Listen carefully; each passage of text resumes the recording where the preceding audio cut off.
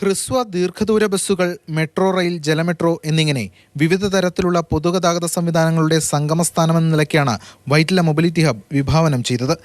ഏറ്റവും വലിയ ബസ് ടെർമിനലുകളിൽ ഒന്നായ ഇവിടുത്തെ ശോച്യാവസ്ഥ പരിഹരിക്കാൻ ഒരു നടപടിയുമില്ല. ഹബ്ബിലേക്ക് കയറുന്ന വഴിയും ഇറങ്ങുന്ന വഴിയുമുള്ള റോഡിൽ വഴിവിളക്കുകൾ തെളിയാറില്ല. സ്ത്രീകളടക്കമുള്ളവർ രാത്രിയിൽ ഇരുട്ടിലൂടെ നടക്കേണ്ട ഗതികേടിലാണ്.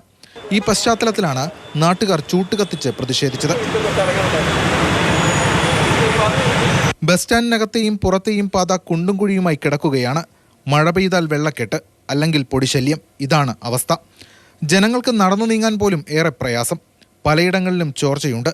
അതിനാൽ യാത്രക്കാർക്ക് ഇരിക്കാൻ പോലും കഴിയുന്നില്ലെന്നാണ് പരാതി. നമുക്ക് ഇതുവരെ അറിയാൻ കഴിഞ്ഞത് അവർക്ക് ആ പുറത്തുള്ള റോഡും അവിടെ കാണാനുള്ള മാത്രമേ ഉള്ളൂ. ഈ ഹബ്ബിനെ കുഴിമാറ്റാൻ ഇതുവരെ ഒരു നടപടി ഇതുവരെ സ്വീകരിച്ചിട്ടില്ല. അവരെന്ത് ചെയ്തു എന്ന് ചോദിച്ചിട്ട് പ്രാവശ്യം ചോദിച്ചതിന് മറുപടി കിട്ടിയിട്ടുള്ളത് ആ ഹബ്ബിൽ വരുന്ന അവരുടെ മാനേജർ വരുന്ന എന്താണ് പരിപാടി അത് പറയുന്നത് അവർ ചെയ്യുമെന്നാണ് പറയുന്നത്. ഹബ്ബിന്റെ രണ്ടാം ഘട്ട വികസന പ്രവർത്തനങ്ങളാണ് നിലവിൽ പുരോഗമിക്കുന്നത്. നഗരത്തിലേക്ക് എത്തുന്ന KSRTC ബസ്സുകളും സ്വകാര്യ ബസ്സുകളുമെല്ലാം ഹബ്ബിൽ കയറാതെ പോകാറില്ല.